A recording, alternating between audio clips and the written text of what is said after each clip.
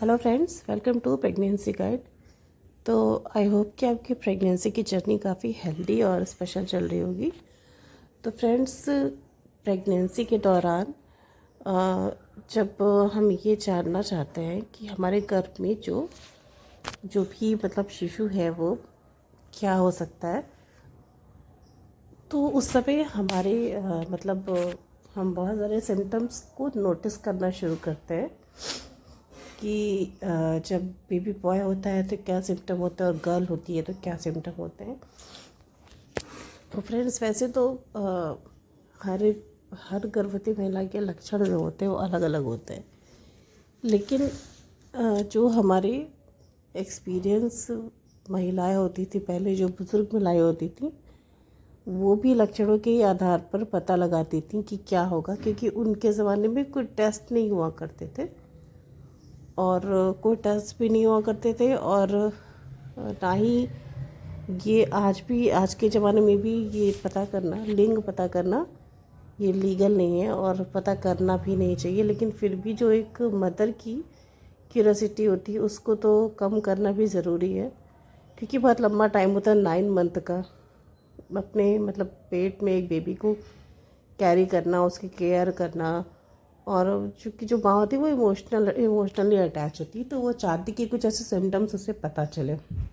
तो चलिए, आज मैं अपनी प्रेगनेंसी के एक्सपीरियंस आपके साथ शेयर करना चाहती हूँ। जब मुझे बेबी बॉय डिलीवर हुआ था तो बस मैं वही सिम्टम्स आपको बताने वाली हूँ, ताकि आप भी उनसे अपने सिम्टम्स को टैली करके थोड़ा सा क्लियर कर सकें कि क्या हो सकता है। तो इसलिए मैं आपको कुछ लक्षण अपने बताऊंगी जो मेरी प्रेगनेंसी में मुझे होते थे। तो मेरी प्रेगनेंसी में जब मेरा सेकेंड मंथ स्टार्ट हुआ था तो उस समय मुझे नौजिया बहुत ज़्यादा फील होता था, वॉमिटिंग फील होती थी। खासकर जब कुछ ऐसी चीज़ों की स्मेल आती थी, जैसे जब कुकिंग करो तो जब हम दाल वगैरह बनाते हैं तो दाल की स्मेल से और कुछ ऐसी वेजिटेबल्स की स्मेल से बहुत ज़्यादा वॉमिटिंग की फीलिंग होती है, लेकिन वॉमिटिंग नहीं होती, बस महक बहुत ज़्यादा नाक पे लगती है। तो मेरे जो सीनियर्स थे वो मुझसे कहते थे कि जब ये स्मेल वाली जो सिम्टम होती है ये जब आती है तो बेबी बॉय होता ही होता है। तो ये तो मुझे पहले और दूसरे महीने का सिम्टम था जो मेरे अंदर चेंज आया था। तो आपको सेकंड जो चेंज आया था मेरे अंदर वो आपको बताती हूँ। जो सेकंड चेंज था मेरा वो था एक अलग तरह का डिस्चार्ज होना। मुझे प्रेगनेंसी के 2 महीने तक, मान लीजिए, एक डिस्चार्ज सा होता था जो वाइट डिस्चार्ज जैसा ही था, थोड़ा थोड़ा वो कभी कभी पिंक कभी होता था।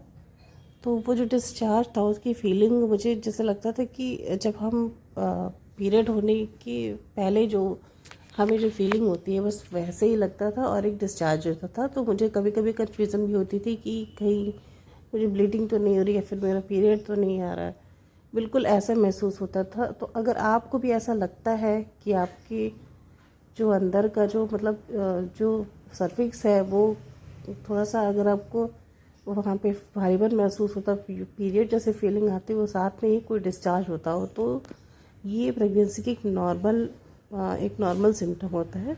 अगर ये हल्का फुल्का हो रहा है तो एक बेबी बॉय होने का ये सिम्टम होता है। अगर बहुत ज़्यादा हो रहा है तो आपको डॉक्टर से कंसल्ट करना चाहिए, लेकिन थोड़ा बहुत हो रहा है तो ये एक लक्षण होता है घर में बेटा होने का। तो मेरे साथ ऐसा हुआ करता था। तो मेरी जो सास थी, है,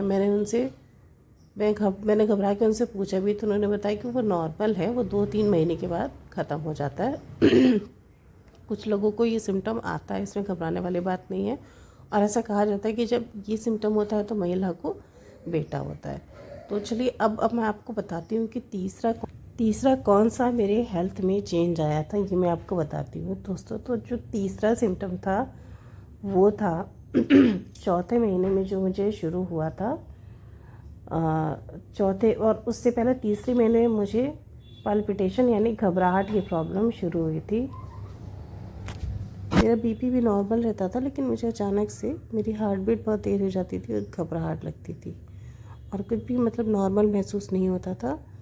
और ये ऐसी कंडीशन में बस जब भी हो किसी भी गर्भवती महिला को, उसका बीपी नॉर्मल हो या नॉर्मल ना हो, उसे बिल्कुल रेस्ट करना चाहिए आधे से 1 घंटे के लिए, क्योंकि वो कंडीशन ना बहुत महिला के लिए बहुत ख़तरनाक होती है। उस समय समझ में नहीं आता है कि एक तो रिस्क महसूस होता है कि जो बच्चा है वो ठीक है कि नहीं, मेरी हेल्थ और हार्ट ठीक है कि नहीं, क्योंकि हार्ट पे बहुत प्रेशर महसूस होता है उस समय।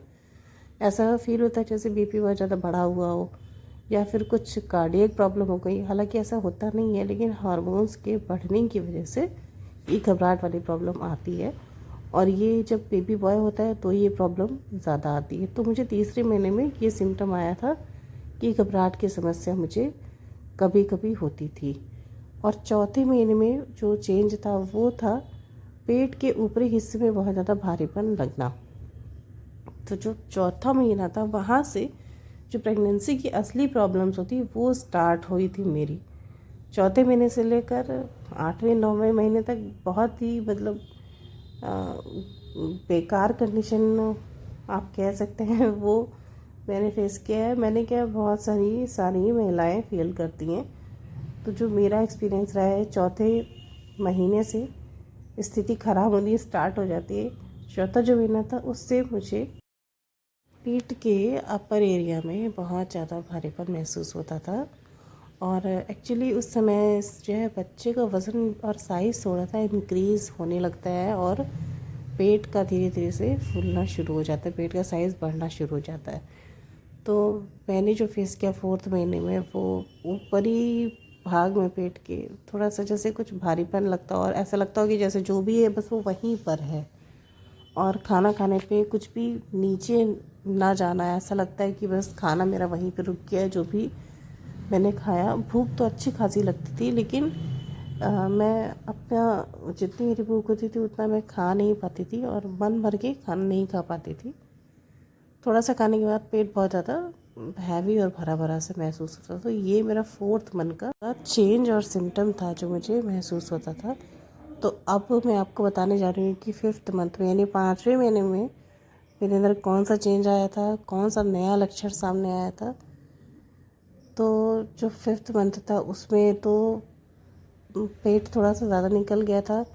और पेट जो था वो लंबाई के शेप में निकलता है, अगल बगल से पेट पिचका था और सामने की तरफ से पेट लंबाई में निकला हुआ था। साथ में ही गैस की बहुत ज़्यादा प्रॉब्लम होती थी। गैस ऐसा बनता था कि मेरा गैस मुझे डकार वगैरह नहीं आती थी, गैस रिलीज़ नहीं हो पाता था, जिसकी वजह से शरीर के जैसे जांघ में या फिर कमर में और पेट के अलग अलग हिस्सों में बहुत ज़्यादा दर्द महसूस होता था। साथ में मैं होम्योपैथिक मेडिसिन भी लेती थी ताकि गैस से मुझे थोड़ी आराम मिले। लेकिन आपको अगर लेना है तो आप डॉक्टर से कंसल्ट करने के बाद ही लीजिए। तो 5th मंथ में मुझे गैस की प्रॉब्लम आती थी। इसके बाद मुझे जो समस्या बहुत ज़्यादा परेशान की थी वो था मेरे पैरों में, जांघों में बहुत दर्द होता था। ज़्यादा देर तक मैं खड़ा होकर काम नहीं कर पाती थी। खासकर कमर में तो बहुत ही ज़्यादा दर्द होता था। उसका रीज़न होता है कि जब आपका बेबी बॉय का वेट थोड़ा सा ज़्यादा होता है, इसलिए यूट्रस का साइज़ बड़ा होने की वजह से, फैलने की वजह से जो कमर होता है उसकी हड्डियों पे ज़ोर पड़ता है और कमर में दर्द होता है। तो फ्रेंड्स, ये मैंने आपको 4 5 6 सिम्टम्स बताए हैं जो मुझे अपनी गर्भावस्था में बेटा, जो मेरी प्रेगनेंसी में बेटा हुआ था, तो उसमें मुझे जो जो लक्षण आए थे वो मैंने आपको बताए हैं। आपको भी अगर ये लक्षण आ रहे हैं तो ज़्यादा चांसेस है कि आपको बेटा ही होगा। ऐसा नहीं है कि बेटा ही हो, बेटी भी हो सकती है। कभी कभी सिम्टम्स मैच भी कर जाते हैं और क्या होगा ये तो होने के बाद ही पता चलेगा। बस इम्पॉर्टेंट ये है कि आपको जो भी हो, बेटा या बेटी, वो बिल्कुल सही हो, स्वस्थ हो, उसका सारे उसके अंग विकसित हो, उसका ब्रेन और उसकी लीवर किडनीज बिल्कुल हेल्दी हो और आप बिल्कुल सुरक्षित और स्वस्थ रहिए, आपकी डिलीवरी अच्छे से हो। तो फ्रेंड्स, वीडियो अगर अच्छा लगा हो तो लाइक करके चैनल को सब्सक्राइब करिएगा। तो मिलते हैं अपने नए वीडियो में आपके साथ। बाय।